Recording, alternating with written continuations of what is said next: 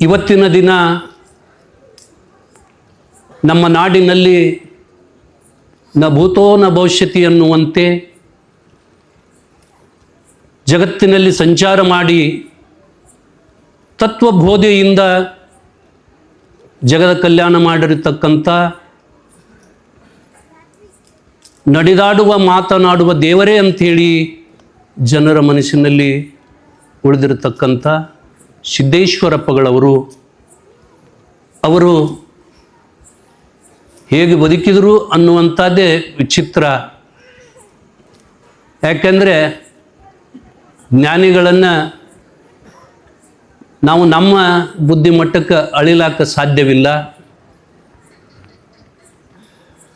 ಅವರವರ ಕಾರ್ಯಕ್ರಮಗಳನ್ನು ನೋಡಿದಾಗ ನಮಗಿಷ್ಟೆಲ್ಲ ವ್ಯವಸ್ಥೆಗಳನ್ನು ಮಾಡಿ ತಂಡಿ ಬರಬಾರ್ದಂತೆ ಎಲ್ಲ ಕಡೆ ಹೊಚ್ಚಾರ, ಇದು ಮಾಡ್ಯಾರ, ಹಾಸ್ಯಾರ,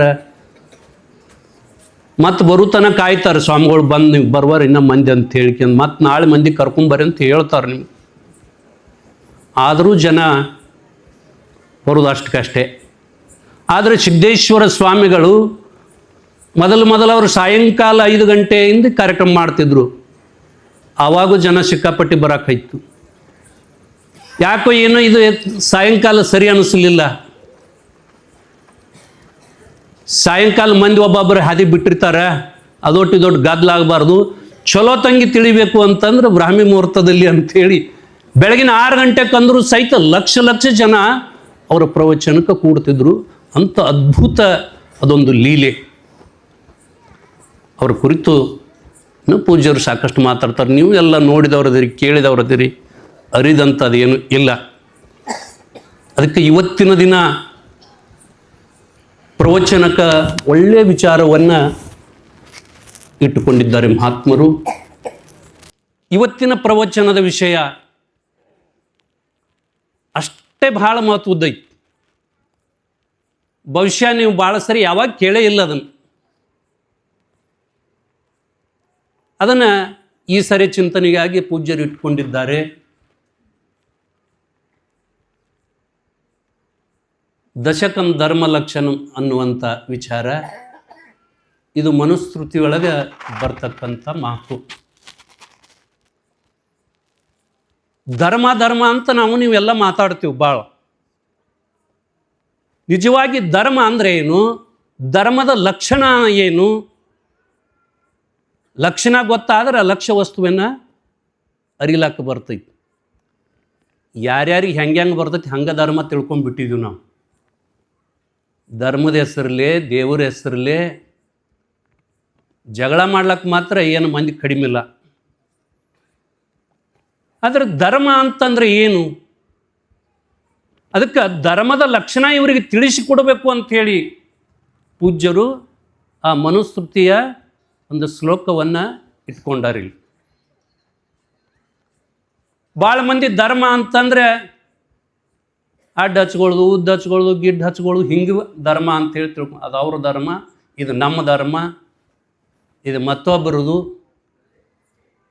ಒಬ್ಬರು ಕಂಡ್ರೆ ಒಬ್ರಿಗೆ ಆಗಿ ಬರೋಂಗಿಲ್ಲ. ಅಡ್ಡ ಹಚ್ಕೊಂಡವ್ರು ಕಂಡ್ರೆ ಉದ್ದ ಹಚ್ಕೊಂಡವ್ರಿಗೆ ಆಗಂಗಿಲ್ಲ, ಉದ್ದ ಹಚ್ಕೊಂಡವ್ರಿಗೆ ನೋಡಿದ್ರೆ ಅಡ್ಡ ಹಚ್ಕೊಂಡವ್ರಿಗೆ ಆಗಂಗಿಲ್ಲ. ಇವು ಯಾವ ಧರ್ಮ ಅಲ್ಲ ಅಂತ. ನೀವು ಮ್ಯಾಲೆ ಏನು ಹಚ್ಕೋರಿ, ಬೇಕಾದ್ರೆ ಬಿಡ್ರಿ. ಮುಖ್ಯವಾಗಿ ಧರ್ಮ ಅನ್ನುವಂಥದ್ದು ಮಹಾತ್ಮರಾಗಿರ್ತಕ್ಕಂಥವರು ತಮ್ಮ ವಿಚಾರಪೂರ್ವಕವಾಗಿ ಒಂದೊಂದು ವ್ಯಾಖ್ಯಾನಗಳನ್ನು ಕೊಟ್ಕೋತು ಬಂದಾರ. ಮನುಸ್ಮೃತಿಯವರು ಅವರು ಒಂದು ಒಳ್ಳೆ 10 ಲಕ್ಷಣಗಳನ್ನು ಹೇಳ್ಕೊಂಡು ಬಂದಾರ. ಧೃತಿ, ಶೌಚ, ಸತ್ಯ, ಧಮ, ಇಂದ್ರಿಯ ನಿಗ್ರಹ, ಹಿಂಗೆ ಅವು ಒಂದು ಪಟ್ಟಿ ಮಾಡ್ಯಾರ ಒಂದು 10 ಲಕ್ಷಣಗಳು. ಅವು ಯಾರಲ್ಲಿ ಅದಾವ ಅವರು ಧರ್ಮವಂತರು, ಅವು ಯಾರಲ್ಲಿ ಇಲ್ಲ ಸುಮ್ಮನೆ ಬಾಯಾಗ ಇದ್ದು ಅಂದ್ರೆ ಧರ್ಮ ಅಲ್ಲ, ಅವು ಒಣ ಕಿಲಾಪ. ಬೇಕಾದಂಥ ಜೀವನದಲ್ಲಿ ಕಷ್ಟಗಳು ಬಂದರೂ ಸಹಿತ ಧೃತಿಗೆಡಲಾರದೆ, ವಿಚಲಿತನಾಗಲಾರದೆ, ಸಮಾಧಾನವಾಗಿ ಇದ್ರೆ ಅಂದ್ರೆ ಇದು ಒಂದನೇ ಲಕ್ಷಣ. ಸಿದ್ದೇಶ್ವರಪ್ಪಗಳು ಹಂಗೆ ಇದ್ರು. ಅವರು ಅತಿಯಾಗಿ ಯಾರ ಜೋಡಿನೂ ಮಾತಾಡುತ್ತಿದ್ದಿಲ್ಲ, ಅತಿಯಾಗಿ ಯಾರ ಜೋಡಿ ಹಿಂಗೆ ನಗ್ತಿದ್ದಿಲ್ಲ, ಅತಿಯಾಗಿ ಯಾರಿಗೆ ಹಿಂಗೆ ಸಿಟ್ಟಿಗೆನೂ ಬರ್ತಿದ್ದಿಲ್ಲ, ಅತಿಯಾಗಿ ಭಾಳ ಯಾರನ್ನ ಹಚ್ಕೊಂಡ್ರೆ ಹಿಂಗೆ ಎಲ್ಲರೂ ಯಾರು ಕೇಳಿದ್ರು ನಮ್ಗೆ ಭಾಳ ಪ್ರೇಮ ಮಾಡ್ತಾರೆ ರೀ ಗುರುಗಳು ಅನ್ನುವಂಗೆ ಇದ್ರು ಅವರು. ಅದು ಧರ್ಮದ ಲಕ್ಷಣ. ಅದು ಶೌಚ ಅಂದ್ರೆ ಸ್ವಚ್ಛವಾಗಿರೋದು. ಸ್ವಚ್ಛವಾಗಿರೋದು ನಾವು ರಗಡ ಸ್ವಚ್ಛ ದಿನ ಸಾಬೂನು ಹಚ್ಕೊಂಡು ಶಾಂಪು ಹಚ್ಕೊಂಡು ಜಳಕ ಮಾಡ್ತೀವ್ರಿ ಅಂತ ಅಂದೀರಿ. ಶೌಚ ಅಂದ್ರೆ ಸ್ವಚ್ಛತಾ ಅಂತಂದರೆ ಬಾಹ್ಯ ಸ್ವಚ್ಛತೆ, ಅಂತರಂಗ ಸ್ವಚ್ಛತೆ. ಯಾರನ್ನು ಮನಸ್ಸಿನಿಂದಾಗಲಿ ವಾಣಿಯಿಂದಾಗಲಿ ನಾವು ದೂಷಿಸಬಾರದು. ಯಾಕಂದ್ರೆ ನಾವು ನೀವೆಲ್ಲ ಬದುಕಿದ್ದು ಪರಮಾತ್ಮನ ಸೃಷ್ಟಿ ಒಳಗಲ್ಲ. ಯಾರು ಸ್ಪೆಷಲ್ ನಮ್ದೇಲ್ಕೊಂದು ಕಾರ್ಖಾನೆ ಬೇರೆ ಇಲ್ಲ, ಎಲ್ಲ ಬಂದಿದ್ದು ಒಂದೇ ಮಾರ್ಗ. ಎಲ್ಲರೂ ಪರಮಾತ್ಮನಿಂದ ಬಂದಿದ್ದೀವಿ.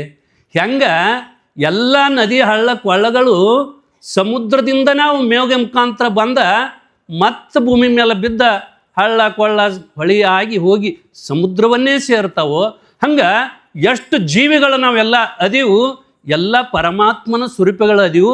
ಮತ್ತು ಕೊನೆಗಾಲದಲ್ಲಿ ಆ ಪರಮಾತ್ಮನನ್ನೇ ಕೂಡಬೇಕಾಗಿತ್ತು. ಅದಕ್ಕಾಗಿ ಹಿಂಗೆ ಅನೇಕ ಅಂತರಂಗ ಬಹಿರಂಗದಲ್ಲಿ ನಾವು ಸ್ವಚ್ಛ ಆಗಿದ್ದೆವು.